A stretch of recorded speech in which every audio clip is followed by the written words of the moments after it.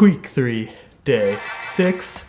I'm excited, as you can tell. We are jumping back into where we left off yesterday. We are going through this passage of Jesus' teaching. This is a big portion of scripture where Jesus is just teaching his disciples the way, and it's awesome. This is the way. This is the way.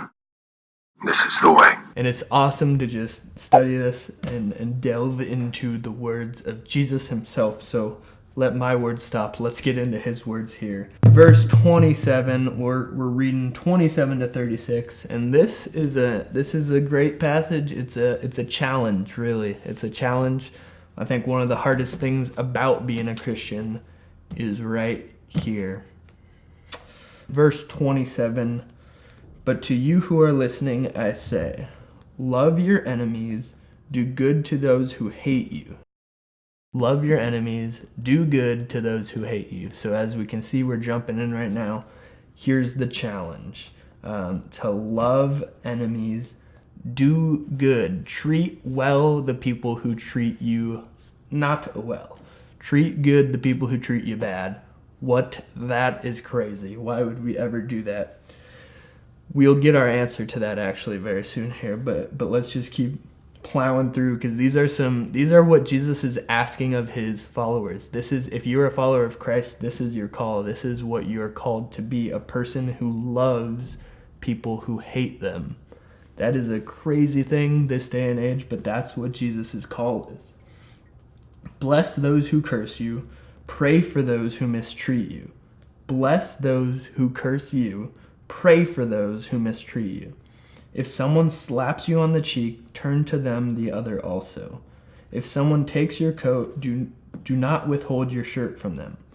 Now, this is hyperbole. Jesus is not saying if you get assaulted, you're supposed to just be like turning. It's like, no, it's not. This is not a physically like you have to stand there and take it. It's not a command to be a doormat in a sense. What it really is, though, it's a command not to be the person who's taking revenge, not the person who's like, you hit me, I'm hitting back twice as hard. It's like, really the call here is fighting hatred with love.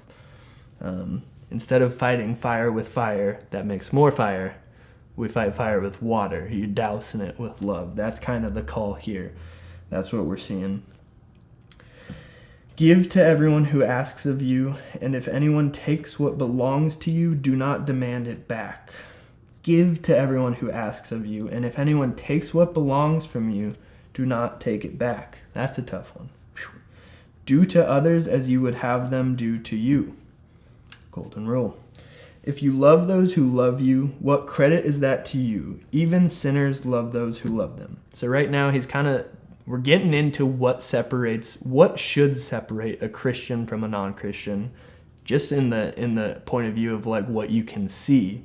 And what he's saying right now is, if you're just loving your friends, the people who love you back, you're no different from the world. That's what people do. That's what normal people do. You love those who love you.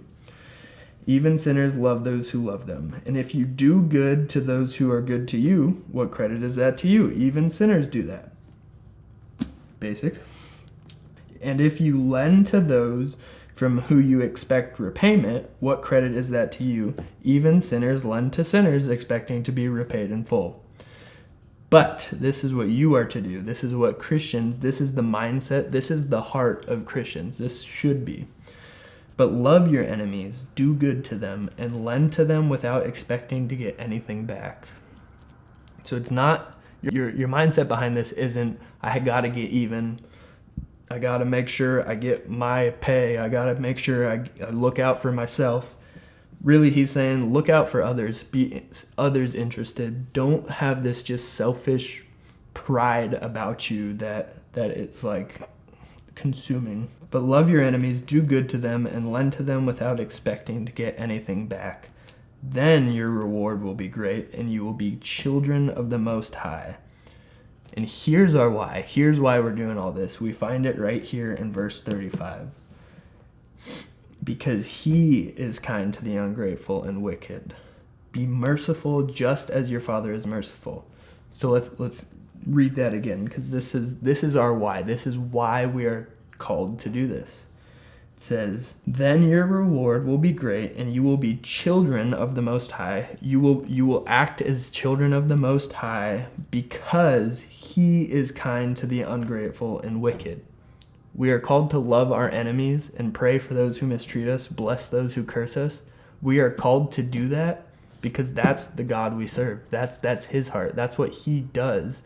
And Jesus, the one saying this, he displayed this better than anyone else. When Jesus is getting killed, Jesus is getting crucified for something he didn't do. He didn't deserve it. He was the perfect person, and he's dying the death of a criminal, and he's up there getting persecuted.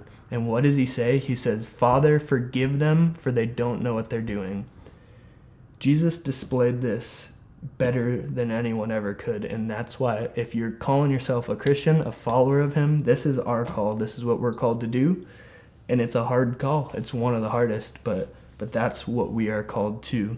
So your reflection question for today might not be one you're excited about, but it is this. So think of someone you're bitter towards, or you hate, or someone really that would fall under the classification of like, this person is my enemy, and think to yourself, how can I love that person?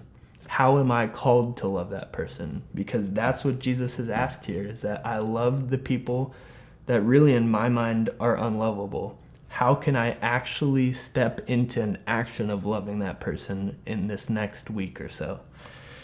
So your prayer point stems right off of that. It's, show us, God, how can we be people who have this heart? How can we be people who have your heart? A heart that loves those who are wicked, those who are unlovable, because really that's the type of love that transforms. So God, would you give us that same heart, your heart, for others around us? That's your daily Devo for today. Remember, subscribe to the channel so that you can get updates of when the next video is posted.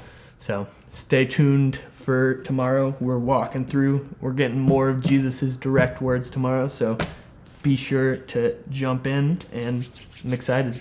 Send me any comments or questions. I would love to hear from you. I'm lonely. Just kidding. Not kidding.